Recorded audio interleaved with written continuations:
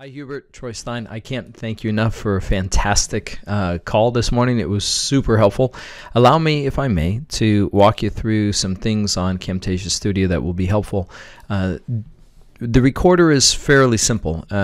If you want to record PowerPoint, you can create a PowerPoint add-in that makes it easy to record PowerPoint, but I think most people simply use record the screen. I'm not going to walk through that very much. That's relatively easy. My only suggestion is record full screen. Just record the whole screen, and then if you need to, you can zoom in later. Get a good quality microphone if you can, and which you probably already have. But from there, once you save the recording, it will come into Camtasia Studio. You can name it if you want, and it'll show up here as a timeline. In many cases, you'll have a couple of tracks, as we call them. One might be from a system audio. In this case, I don't think I recorded any sound here. Let me see. System sound. The system audio would be stuff that may be coming out of your speakers. So in this case, if I want to, I can right click and simply delete that, and then I just have really one track here. That one track is a screen recording and the audio coming from my microphone. Now, the first thing that I usually do on my recordings is I go in and I try to make the cursor much bigger than it is. Much bigger in the recordings. So I go to More and the cursor effects, and I click on Add an Animation. And in fact, let me just go down further down here, and I'll add another animation, right? So I click Add Animation, and I drag my cursor till it's about 3 times the normal size so that it's really easy to see. This is much bigger than it normally is. If you look over here, you'll see the cursor. I'm going to go back to the normal size, and this is what it normally is. And so it's a little bit smaller, right? So I'm going to bring it up to 3.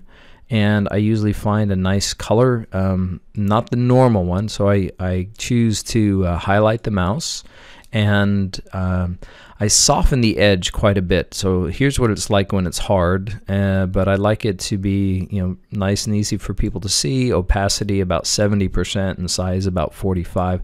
It usually is yellow. I don't like that as much, so I go to More and I choose a nice orange color in there. But that's what I do with the mouse. The other thing that I'll do is there will be times when there are important things for people to see. There are times that there are going to be important things for people to see where, let's say I'm zoomed out. Forgive me, I know this is a Gilead screenshot, but there will be times where there's important things for people to see, so I will zoom in. Let me show you how I do that. We're here in Snagit, and it's on some tools up there. So I'm going to zoom in, and probably the easiest way for me to do that is I choose the zoom and pan feature. Okay. And I'm going to zoom in to, let's do, actually, you know what?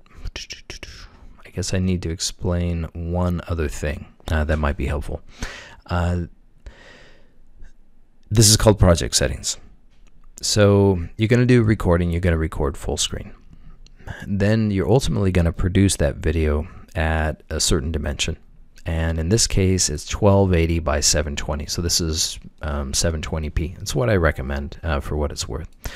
So I'm doing this big screen recording at 1920 by 1280, much bigger. But I'm going to ultimately be focusing and making that video a little bit smaller. So I might do a big recording, but I'm going to edit and produce at a smaller dimension. Okay. So 1920 by 1280 was my original recording. I'm actually going to edit and produce at 1280 by 720. I hope that's not too terribly complicated, but you'll see how this works out in a minute. So I did this big recording, just to be clear. I did this recording, and the properties of it were indeed 1920 by 1080. That was the size. Okay, and then I'm going to edit, and my editing dimensions. Oops, here. My editing dimensions. My mouse is trying to catch up here. my editing dimensions, there we go, are 1280 by 720, which I can choose to change if I want to. But so what I'm going to do is I'm going to zoom in at this point in the timeline by using zoom and pan. And for zoom and pan, I can simply choose to have it fit the entire canvas, which it is right now, but I'm going to do scale in for best quality. So I click that, and this is going to go to 100%. So I click that, and now all of a sudden it's zoomed into 100%. So it's pixel for pixel perfect. So the only problem is it's kind of off to the side. So what I can do is I take this window and I drag it up to the corner so they can see what it looks like. So I'm zoomed out here and I play it back. So I zoomed in. The other thing you might want to know is I can do a longer zoom on this one here. Know about is that if you were going to walk somebody through a slower zoom, or I can speed it up to be a faster zoom. Similarly, a little bit later on, if I want to zoom back out, let's say, in fact, even right now, you can tell that my cursor is going off of the screen right here. So just before it moves off of the screen, I'm going to zoom back out. So I hit that, and voila, here we are, and we're zoomed back. Okay, that's probably good enough to start with. In terms of just editing, if there's stuff that I need to cut out, there's a couple ways of doing it. I can make selection Italian underpants, so the red and green, and you can make that selection, and then if I want to, I can cut that portion out of my video. The alternative is that I can use hotkeys, so to split or to cut the video, so I can S for split, and it cut that video, and then S for split again, and now I have a separate piece here that I can delete from the video.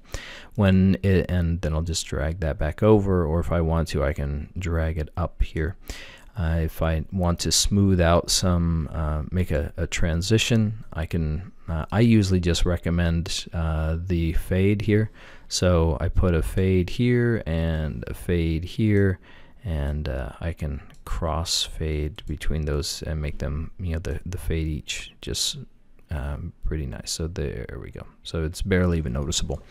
Okay, then when it's time to produce, I produce the video also at 720p so that it's the exact same dimensions, and you should be good to go.